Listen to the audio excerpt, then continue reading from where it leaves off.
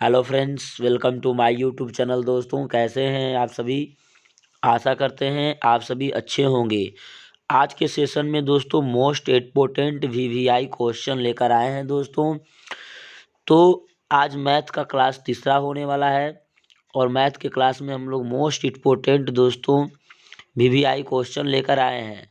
तो चलिए दोस्तों वीडियो को स्टार्ट करते हैं। वीडियो को स्टार्ट करने से पहले आपसे एक छोटा सा रिक्वेस्ट करते हैं दोस्तों कि अगर आप चैनल पर नए होंगे तो चैनल को सब्सक्राइब कर लीजिएगा। लेटेस्ट वीडियो देखने के लिए ऑल पर क्लिक कर लीजिएगा।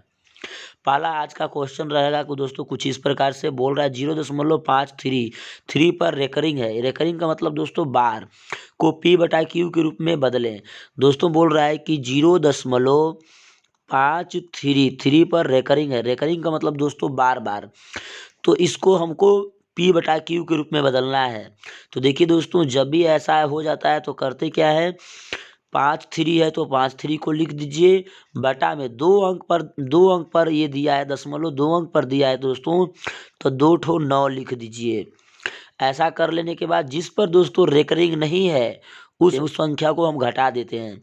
तो जिस पर रेकरिंग नहीं है तो किस पर रेकरिंग नहीं है दोस्तों, 5 पर रेकरिंग नहीं है तो 5 पर घटा लेंगे, और जब 5 घटाएंगे दोस्तों तो एक 9 भी घटा लेंगे। ठीक है। अब यहाँ पर देखिए दोस्तों, 53 में 5 घटाइएगा तो कितने हो जाएंगे, 48। कितने हो जाएंगे, 48। और 99 में 9 घटाइएगा तो 90। यानी आपका ऑप्शन कौन सा हो जाएगा दोस्तों, ए इज द राइट आंसर।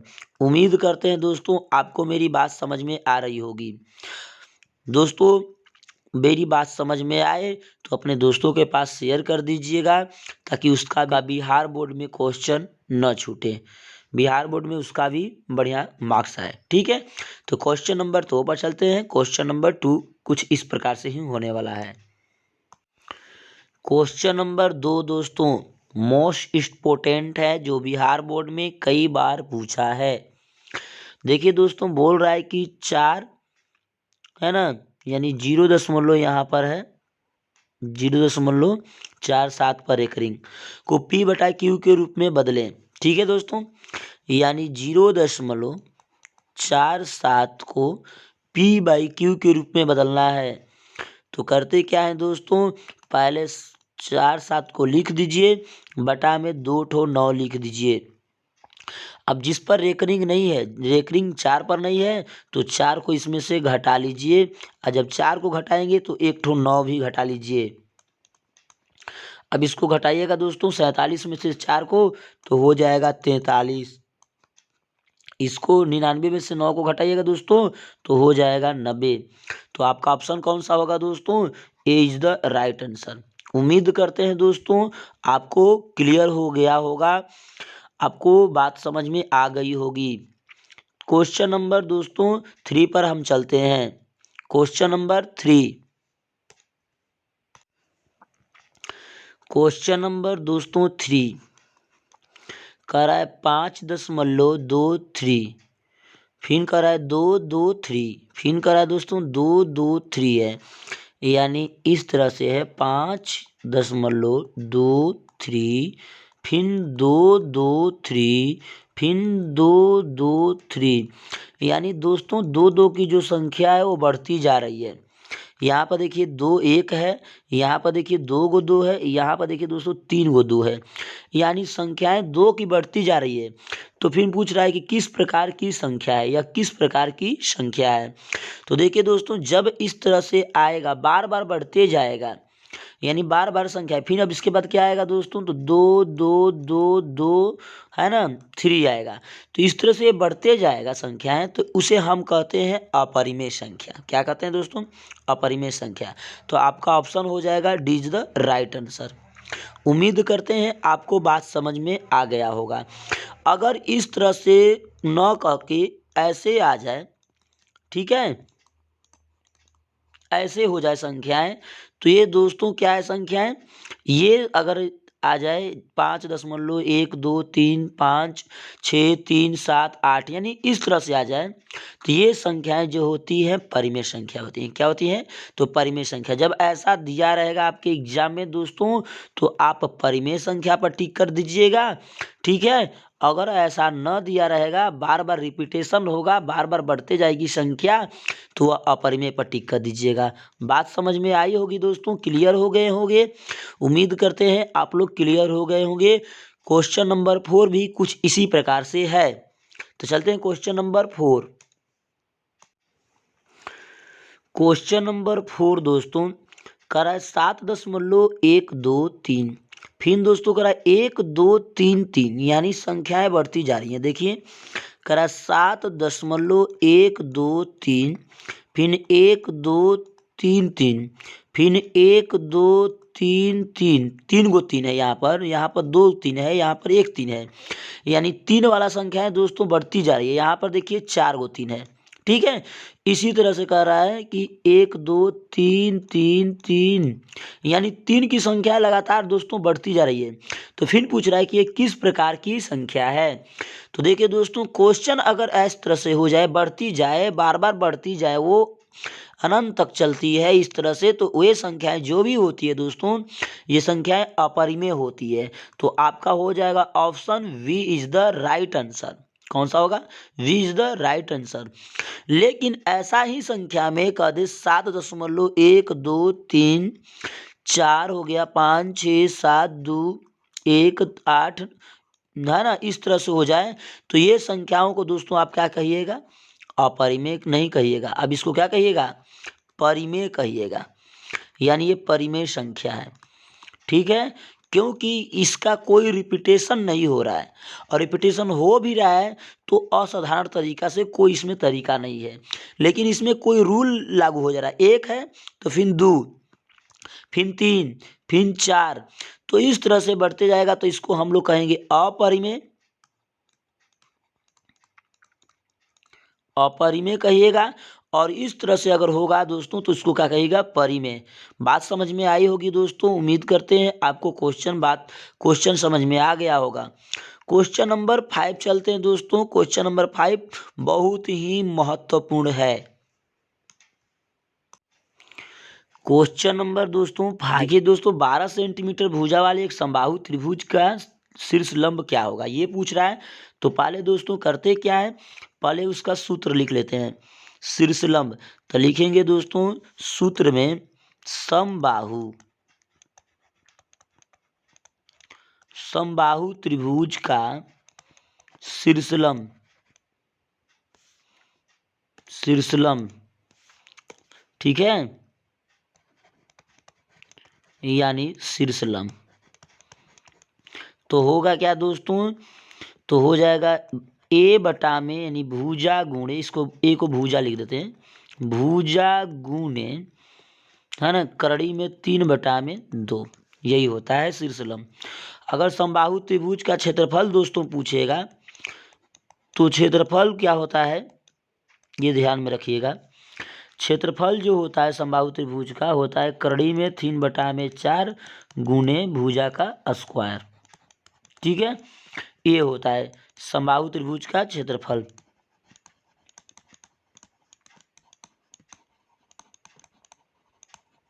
ठीक है, तो इसको भी अगर नोट करना चाहते हैं तो कर सकते हैं, लेकिन पूछा जो है उसको ध्यान में रखिएगा। समबाहु त्रिभुज का शीर्ष लंब, तो यही वाला सूत्र लगा दीजिएगा दोस्तों। क्या होगा? भुजा। तो भुजा कितना दिया है दोस्तों? यहाँ पर देखिए भुजा 12 सेंटीमीटर दिया है, तो 12 सेंटीमीटर गुणे करड़ी में 3/2।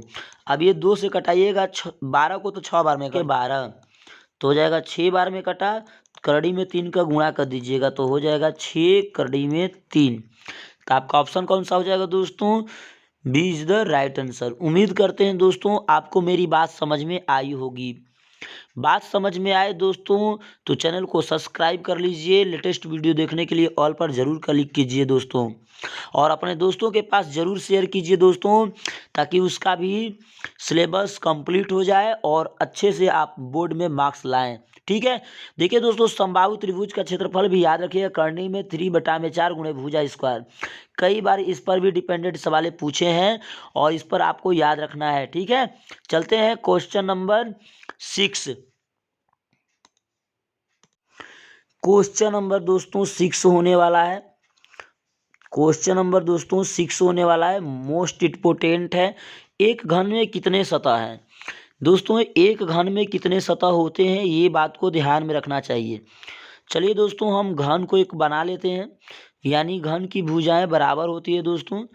तो देखिए मैं एक घन बना रहा हूँ, ध्यान से देखिएगा दोस्तों, घन का मैं एक चित्र बना रहा हूँ।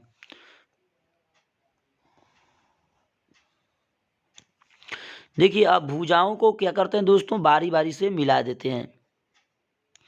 कभी कभी इसमें भुजा का भी संख्या पूछ देता है दोस्तों। चलिए देखिए मैंने एक घन को बना रखी है ना। तो इसको ध्यान से देखिएगा, ठीक है। देखिए दोस्तों इसमें कितने सतह है, तो पहले एक ऊपर सतह है, एक इधर सतह है 2, एक नीचे 3, एक इधर 4, एक दोस्तों सामने है और एक पीछे है उसके। कितने सतह हो गए 6। अगर इस पर नहीं समझ में आ रहा है दोस्तों तो ध्यान से इस वाले पर चित्र पर देखिए, चित्र को हम खोल कर दिखा दे रहे हैं।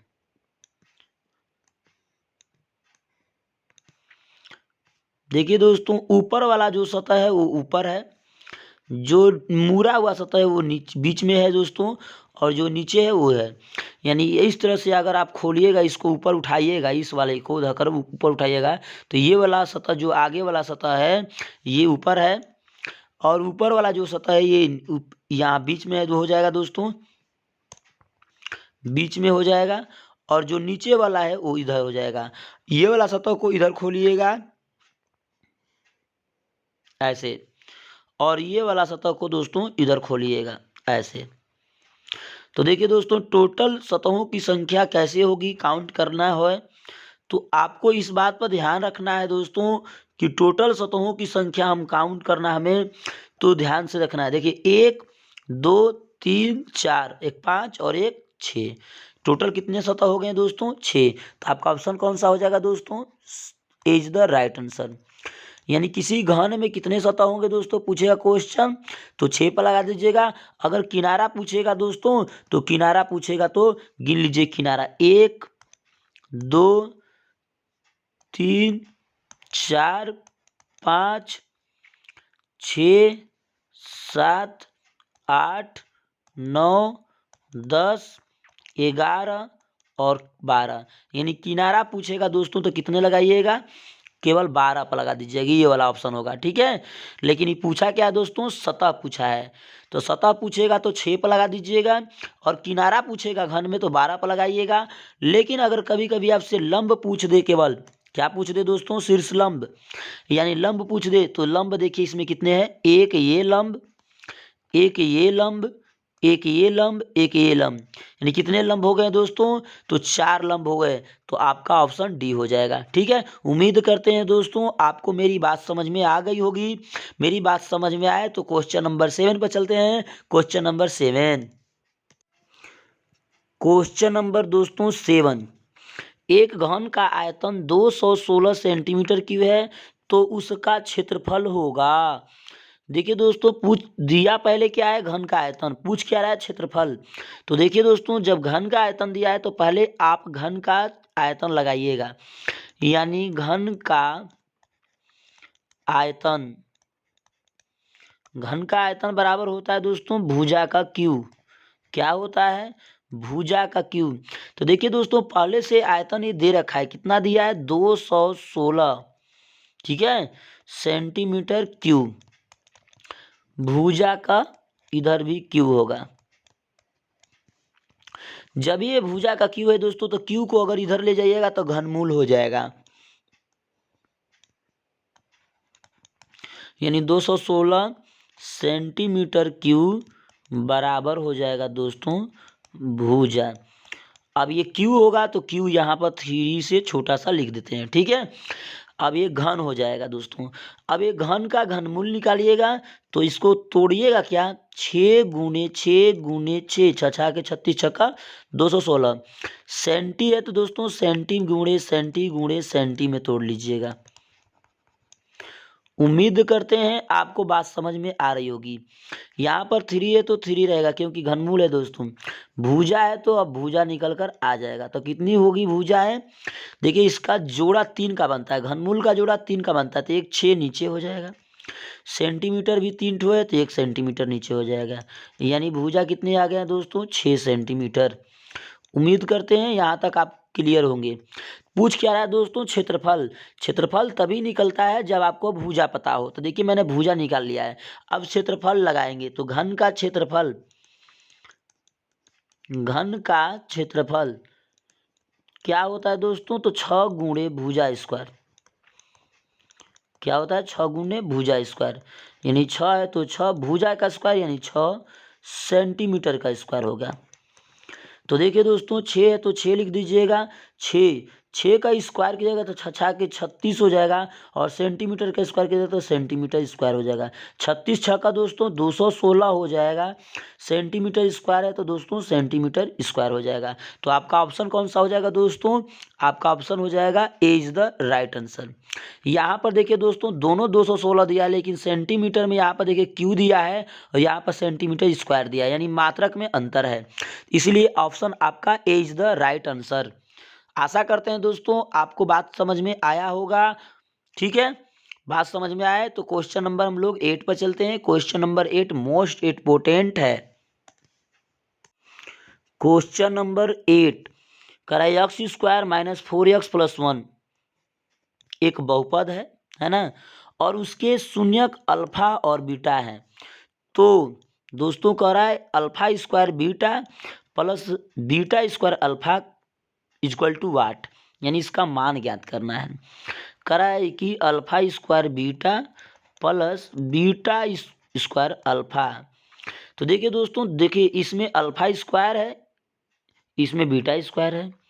तो देखिए दोस्तों दोनों में अल्फा बीटा है, तो दोनों में अल्फा बीटा को कॉमन कर लीजिएगा। तो इसमें क्या बचेगा, एक अल्फा तो अल्फा लिख दीजिएगा, प्लस इसमें क्या बचेगा, एक बीटा तो बीटा लिख दीजिएगा। अब यहाँ पर आपको ध्यान में देना है दोस्तों कि शून्यकों का जो योग होता है अल्फा प्लस बीटा का मान माइनस बी बटा में ए होता है, और अल्फा इंटू बीटा का जो मान होता है वो सी बटा में ए होता है। यानी मैंने कई बार इस सूत्र को बताया है। ठीक है, तो alpha into beta, alpha into जो बीटा है दोस्तों सी बटा में है, x square minus 4x plus 1। जो एक्स स्क्वायर के पहले गुणांक होता है दोस्तों वह ए का मान होता है, तो ए का मान 1।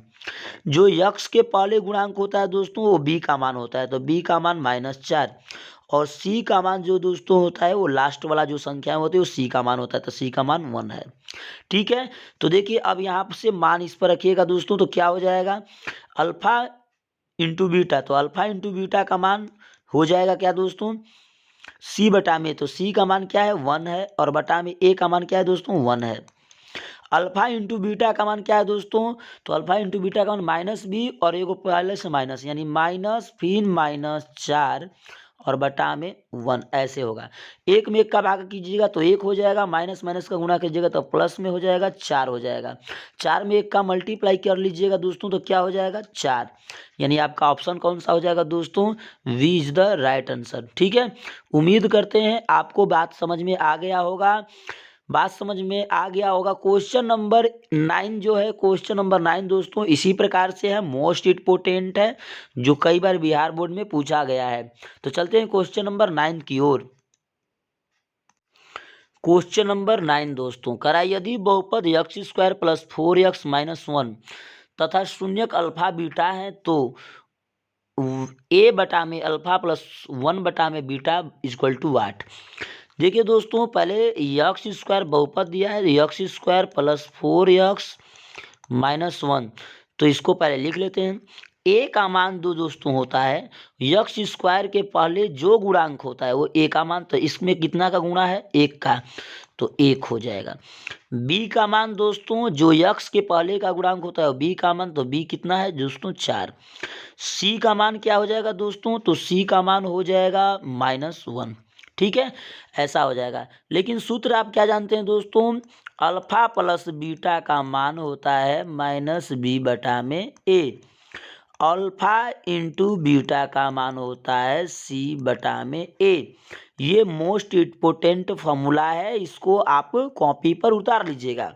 ठीक है, अब पूछ क्या रहा है दोस्तों, पूछ रहा है कि ए बटा में अल्फा प्लस ए बटा में बीटा का मान, इसका मान पूछ रहा है। तो ए का मान दोस्तों यहाँ पर क्या है, 1 है, तो पहले रख दीजिए ए का मान 1 बटा में अल्फा प्लस 1 बटा में बीटा।